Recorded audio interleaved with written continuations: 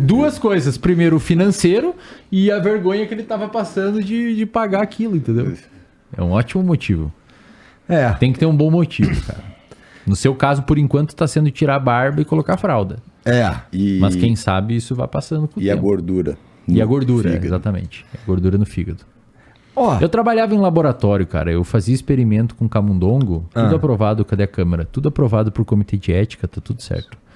E a gente dava... Se eu não testar no rato, eu vou testar onde? Vou testar na sua mãe. A gente passava tudo por comitê de ética, né? Vinculado à instituição federal. E a gente dava o Western Diet pros animais. Que era basicamente assim, uma ração de roedor 60% rico em gordura saturada.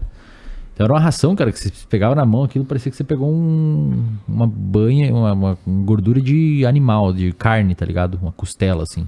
Tinha que lavar a mão com detergente. E na água de bebê do animal, fica 10 animaizinhos por gaiola e bota uma mamadeira grandona, né? Na água de bebê a gente botava 10% de xarope de milho rico em frutose, que é o que se usa para adoçar refrigerante. Então, basicamente, a gente estava tentando mimetizar nos animais um cara que come hambúrguer do McDonald's e toma Coca-Cola normal. Cara, era assim, ó, 2 meses os bichinhos naquela dieta, bicho, eles dobravam o peso e quando você ia fazer a biópsia dele para pegar tecido, para fazer análise laboratorial, o fígado, eu enxergava aquilo. Eu pegava um animal controle com uma dieta saudável e o animal com high fat diet e high fructose diet, a gente não achava o fígado no meio da gordura. E o fígado de um dos controles era a cor de um vinho. E o outro era amarelo. Tinto, e o outro era da cor dessa mesa aqui, ó. O fígado. Com esteatose, né, cara? Esteatose hepática não alcoólica. Todo destroçado. Então talvez o que ele viu foi parecido do que eu vi em laboratório. Vou te mostrar, eu tenho umas fotos dos experimentos. Quero ver não. Eu vou te mandar lá. Eu acredito em você, pô. Acredito em você. Cara, então, eu tô animado eu acho que eu tenho certeza, na verdade, que eu vou concluir esses 60 dias aí. E a única dúvida que eu tenho mesmo e que assim, que eu não queria o que eu não queria que acontecesse era no dia 61 eu não quero ir. Eu não queria que isso acontecesse. Eu acho difícil, cara. Acho que você vai engajar no bagulho e vai se tornar o cara chato que treina todo dia. Sabe por quê? Porque eu sei que é importante. Racionalmente eu sei que é importante. Se você me perguntar se eu curti ir treinar esses 2 últimos dias aí, eu vou dizer que não curti. Mas eu sei que é importante, portanto eu não vou parar, entendeu? Não precisaria nem do lance da aposta. Isso daí meio que... Cara, minha motivação número 1 é, eu queria ver minhas filhas o máximo possível. Legal. Isso é uma boa motivação. Ótima motivação. Brincar sem cansar, conseguir correr com elas. Eu adicionaria isso. Talvez você queira ver teus netos. Talvez eu queira ver meus netos. Isso é interessante. Tem como botar uma imagem no cérebro aqui na... Claro que Dá tem. Pra botar aí? Coloca aí...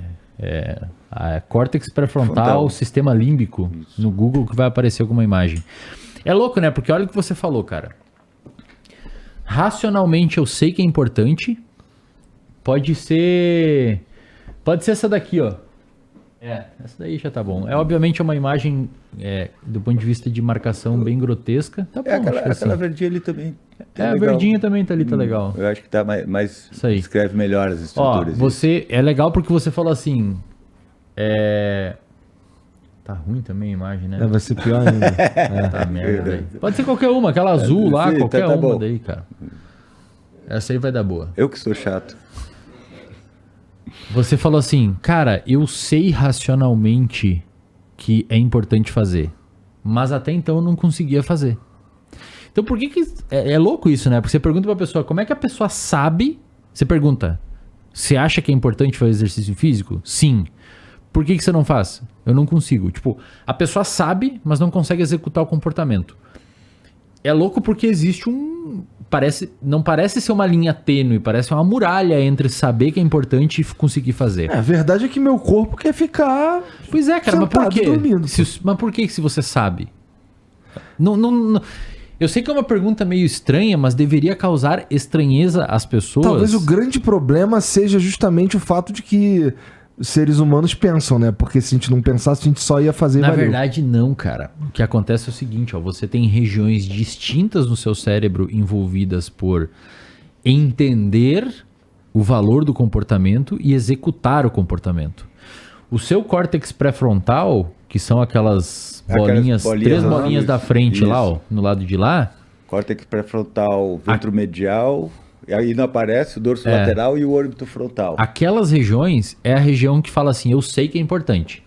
Mas aquelas regiões do estriado, que diz ali, ó, estriado, lá no meio uma mancha azul, aquela região é a região que não faz. Essas 2 regiões, e várias outras regiões tem ali, tô falando a grosso modo, perdão aí os neuroanatomistas, mas essas regiões conversam, elas têm cabos de neurônios como se fossem fios de luz conectando umas às outras, como se grandes pontes de cabo. E esses cabos... Eu adoro essa parte. Conduz eletricidade. E essas eletricidades fazem com que os neurônios conversem por meio de neurotransmissores.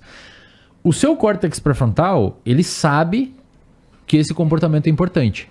Mas o seu estriado, que é a região onde estão armazenados os vícios e os hábitos... Perfeito. Ele tem um repertório de comportamento que vai contra o que o seu córtex pré-frontal sabe. Então eles ficam se auto-inibindo. O seu córtex pré-frontal não consegue fazer um gerenciamento suficiente para que o seu estriado execute aquele comportamento. E o estriado geralmente ganha, cara? Cara, ele é bom. O estriado é bom. Ele é bom porque, primeiro, ele é evolutivamente mais antigo. Então, virtualmente falando, todos os répteis e mamíferos têm aquela região. Então, é uma região de resposta a comportamentos. É importante que você tenha aquilo ali funcionando muito bem para que você consiga ter uma adaptação comportamental frente a um contexto. Já o seu córtex pré-frontal, ele é meio que o cara, e essa acho que é uma das melhores definições para córtex pré-frontal. O córtex pré-frontal é a região do cérebro que faz o difícil quando é o certo a fazer. Que isso? Eu gosto dessa definição. Você está fazendo o difícil, que é treinar todo dia, que é o certo a fazer. Isso é córtex pré-frontal. Se o córtex pré-frontal sai da jogada, quem toma o campo é o estriado. E aí você faz o que o seu corpo quer fazer. Automático. Quando você pega aqui e bota na boca sem perceber, é o estriado dorsal que está fazendo. Quer ver? Ó, agora o córtex pré-frontal vai fazer, ó. Eu vou fumar. Ele pode fazer também. Ele faz também. Cara, é uma coisa interessante. Eu tenho a minha prática profissional me levou muito a olhar para o córtex pré-frontal, porque ele é uma região bastante importante em vários aspectos, tanto na condução de um processo terapêutico, psicoterapêutico, quanto em relação a questões ligadas à avaliação neuropsicológica, né? E de uma maneira geral, essa comunicação do córtex pré-frontal com o estriado dorsal e com o estriado ventral, ela é muito importante para aquilo que a gente falou de formação de hábitos, né? Mas ela também é muito importante para o cérebro fazer um cálculo que você não está ciente, que é o cálculo do valor daquele comportamento, certo? E aí, se a gente for analisar essas conexões que ele falou, se a gente for pormenorizar essas conexões que ele falou, a gente vai ver que tem uma conexão que liga o córtex órbito-frontal a um núcleo do estriado dorsal que a gente chama de núcleo caudado, a parte ventral do núcleo caudado. E esse circuito é um circuito que, de certa forma, transita informações emocionais. E a gente tem um outro circuito que está ligado a uma outra região do córtex pré-frontal, dorso lateral, que também se liga com essa região do núcleo caudado, só que a região dorsal. E aí a gente tem um circuito que é mais cognitivo. Os dois estão ligados a planejar o nosso comportamento. E um, de certa forma, assim também de uma maneira bem tosca, um avalia o valor emocional e o outro o valor do repertório que eu tenho que ter para emitir aquele comportamento. Interessante. Certo? Então, de uma maneira geral, você pode até entender que determinado comportamento é importante para você. Saudável, etc. Isso, mas na hora de tomar a decisão, vai predominar uma ação que envolve principalmente o córtex órbito-frontal e a ligação para o estriado dorsal, mas também para o estriado ventral, para o núcleo de accumbens, certo? E olha também, cara, ao mesmo tempo nesse processo de tomada de decisão de comportamento, o córtex pré-frontal consegue conversar com áreas do seu cérebro que estão envolvidas com interocepção, que é a capacidade que você tem de olhar dentro do seu próprio... Olhar não, mas a capacidade que você tem de sentir os seus processos fisiológicos internos. Se por alguma razão o cérebro inteiro, nesse grande cálculo que ele faz, chega na conclusão que a disponibilidade energética, por exemplo, em termos de glicose, glicogênio mesmo, ou a disponibilidade de alerta, capacidade atencional está baixa, a decisão tende a ser enviesada porque tem menos esforço envolvido. Então, se você dorme mal, se você come mal, automaticamente o seu cérebro já entende que a propensão de executar um comportamento que envolve grande esforço, como exercício físico, já é menor. E tem algum jeito de fortalecer a parte inteligente da coisa lá, o pré-frontal? Tem 3 aulas no reservatório de dopamina, onde eu ensino sobre como ser mais racional. É possível, então?